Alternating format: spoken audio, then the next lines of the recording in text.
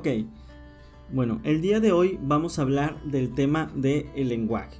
Este es el último tema de su curso y si bien es un tema que vamos a tocar de manera muy breve, es un tema muy importante que tiene no solo aplicaciones inmensas, sino que para entenderlo incluso es necesario a veces estudiar una especialidad mínimamente y de ahí a algunos posgrados, ¿no?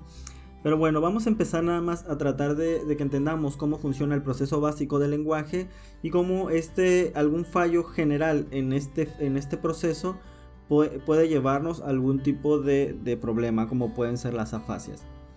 Muy bien, entonces tenemos que comprender algunos como conceptos muy básicos, ¿no? El día de hoy nos vamos a enfocar mucho en cuestiones como de la gramática, que se refiere a la frecuencia de reglas de utilización basadas o utilizadas en un discurso, ¿no? Desde el enfoque lingüista o psicolingüista, pues este concepto está más especificado hacia la suma de conocimiento que tenemos nosotros acerca de la estructura de nuestro propio lenguaje.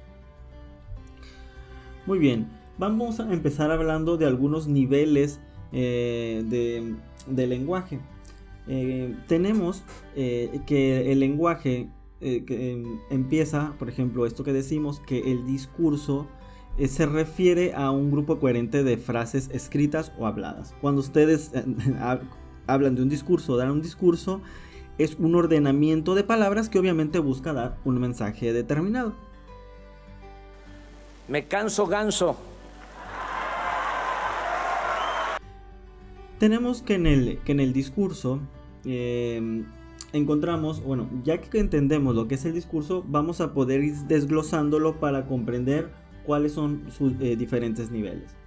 El nivel que vemos debajo del discurso, o el primer nivel que vamos como nivel general, aquí vamos a ir de lo general a lo particular. El primer nivel que vamos a ver es el nivel de la sintaxis. La sintaxis especifica las relaciones entre los tipos de palabras en una frase. Es decir, esto lo podemos entender cuando armamos sustantivos, cuando armamos verbos. ¡Atención, neoyorquinos! ¡No actúen como estúpidos! ¡No! Recuerden sus clases de primaria en donde teníamos que usar sujeto, verbo y predicado. Pues aquí estamos hablando de una parte sintáctica. ¿Ok? La sintaxis obviamente entonces es el modo de representar la estructura en que se especifican las relaciones entre los tipos de palabras en una frase. Ahora bien, hay una parte muy importante que tenemos que entender en psicología, que la sintaxis también forma parte de la representación mental que tenemos de esta frase. No solo es sujeto, verbo y predicado de manera como lo vemos escrito, sino que esto también en nuestra mente es representado de una manera.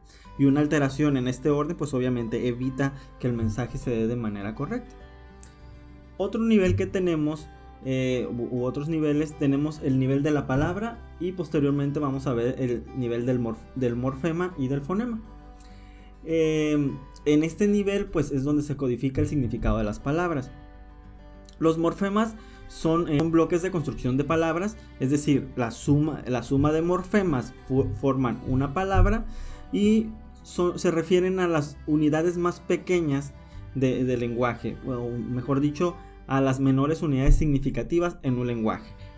O mejor dicho, es como la parte más pequeña en la que podemos dividir el lenguaje. No estamos hablando meramente, a veces sí puede ser y a veces no, de una letra, sino que estamos hablando de un morfema, es decir, la menor unidad que pueda representar algo. ¿Ok? Entonces vemos como incluso una palabra puede estar constituido de varios morfemas. Por ejemplo, la palabra fideos, por ejemplo, está compuesto de dos morfemas. Fideo, que es el plural, fideo más el morfema plural. Si todos sabemos que es un fideo, pero si queremos comprender que es una suma de tantos, tenemos que agregar otro fonema que represente algo, que es la S. Entonces aquí, o regularmente es la S, estaríamos hablando de fideos, estamos compuestos de dos morfemas. Es decir, las dos unidades por sí deben de significar o dar un significado. Muy bien, también tenemos ahora lo que son los fonemas. Si bien hablábamos de que los morfemas son la unidad más pequeña en la que se puede, o más pequeña en el lenguaje,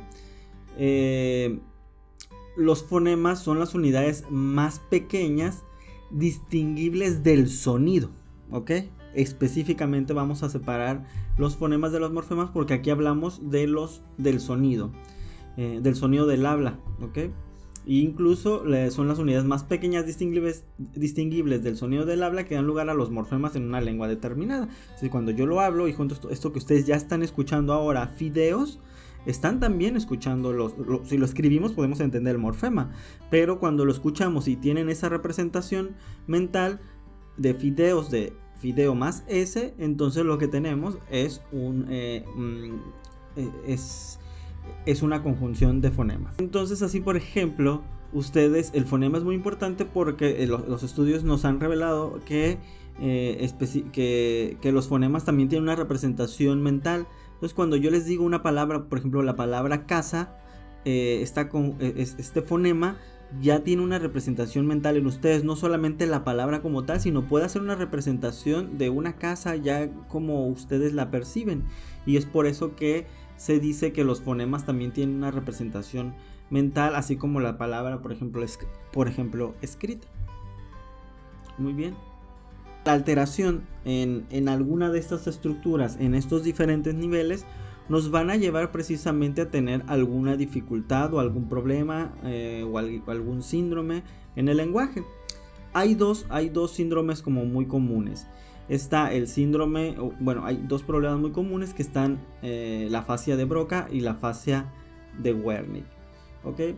Las afasias son alteraciones del lenguaje o del habla, que deriva su nombre del término griego que significa sin habla, y se manifiesta de muchas maneras, ¿no? Puede estar afectado a uno de estos niveles de los que les he explicado. Puede estar afectando el lenguaje o el habla a nivel sintáctico o a nivel de la sintaxis, a nivel de la palabra, a nivel del morfema y a nivel del fonema, por ejemplo. Entonces, el análisis del problema de la afasia o qué tipo de afasia es, así como qué es lo que se puede hacer para ayudar en este padecimiento, que de hecho es un padecimiento neurológico y entonces aquí pues hay complicaciones obvias. Lo que tenemos que ver es a qué nivel está afectado, ¿no? Por ejemplo, en términos como muy sencillos,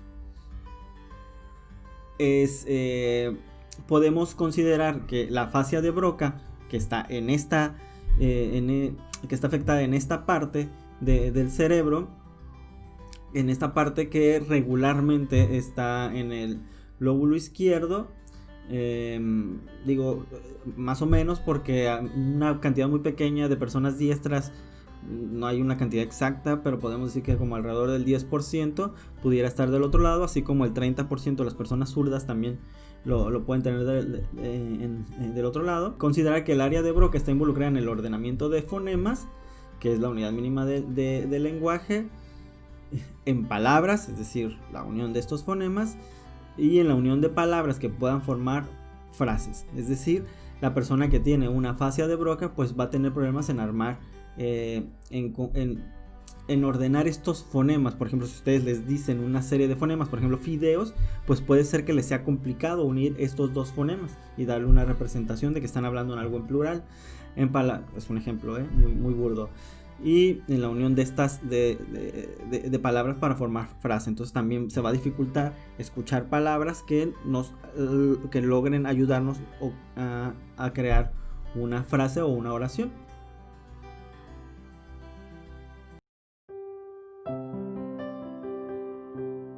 El Centro CEADAC nos ha brindado la oportunidad de reunirnos con Borja, que tras sufrir un ictus y creer que se quedaría paralítico, ha conseguido recuperar numerosas funciones.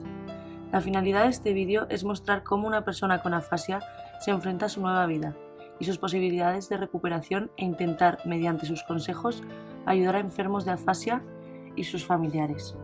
Reconociendo también la gran labor de la intervención multidisciplinar llevada a cabo desde el centro por todos los profesionales que trabajan en CEADAC, que ayudan durante todo este complejo proceso.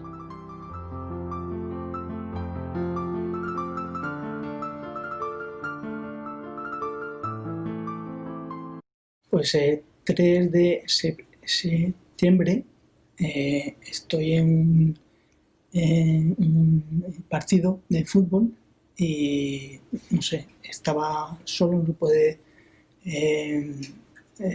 algo en la cabeza y después caer y después amigos llevar al hospital ellos.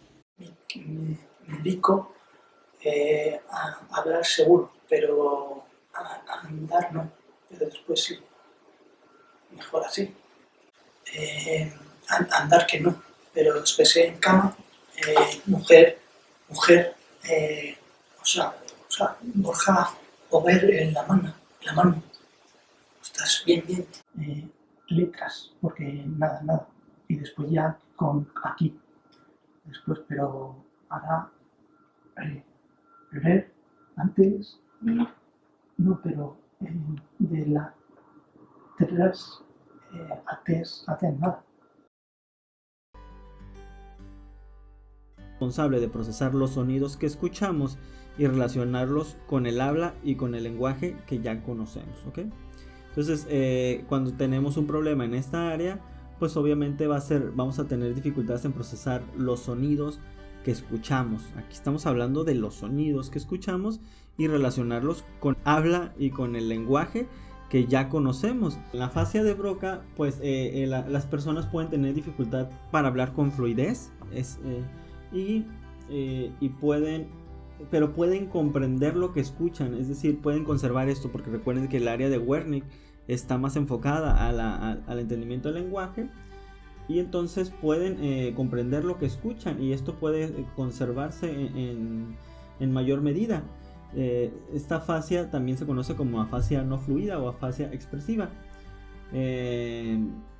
Sin embargo, los pacientes pueden mostrar dificultades para formular oraciones bien estructuradas. Además, recordemos que el área de Broca tiene un papel fundamental en la producción motora del lenguaje, ¿okay? Entonces, las personas con una afasia de Broca pueden tener dificultades para expresarse, y su expresión puede ser, o sus expresiones pueden ser cortas, muy cortas al expresarse, ¿no? Por su parte, la afasia de Wernicke, pues va a estar, las personas que tengan este tipo de afasia van a tener dificultades en la capacidad para comprender el significado de las palabras y de las oraciones, ¿no? Pero aquí se va a conservar la capacidad para producir lenguaje conectado. Entonces, esta que es una afasia fluida o receptiva, Wernicke pueden producir palabras y oraciones correctas, pero a veces puede que no tenga sentido lo que dicen, porque recordemos que el fonema tiene una representación mental, o tengan palabras inexistentes o que no tienen sentido, ¿no? Enséñame tu pueblo. A ver, Félix tuvo un infarto isquémico a causa de una operación. Dice palabras sin significado real, pero mantiene una entonación correcta en el discurso. Mira, ¿quiénes son estos? Uy, esto. ¿Quién es? Unos cabales de Leira. Esta es tu hija, que se llama... ¿Cómo se llama tu hija? Pues poca raza. Una raza de esto lo cogían. A ver si te sale, venga, que esto... Tu hija se pondrá muy contenta si la nombras, hombre. Esto cógelo, Vamos a intentarlo, vamos a intentar. Esto sí que lo hemos de conseguir. Venga, Félix. Él es José Luis. Vení. Hombre, claro. Yo veníme, vamos, verás. Claro. ¿Cuál era tu casa de todas estas, Félix? Desde aquí. ¿Desde aquí la veías? Desde aquí, de las dos manos. Esto sería todo. Esto sería como una muy breve introducción en el tema del lenguaje. Me hubiera gustado tener más tiempo para que habláramos de eso, invitar a gente especialista también en el área que nos pudiera ayudar a comprender mejor este tema. Pero pues con esto cerramos los temas de este curso de psicología cognitiva, y esperamos que haya quedado clara la información. Bueno, esto sería todo por el día de hoy y espero verlos pronto. Nos vemos. Bye.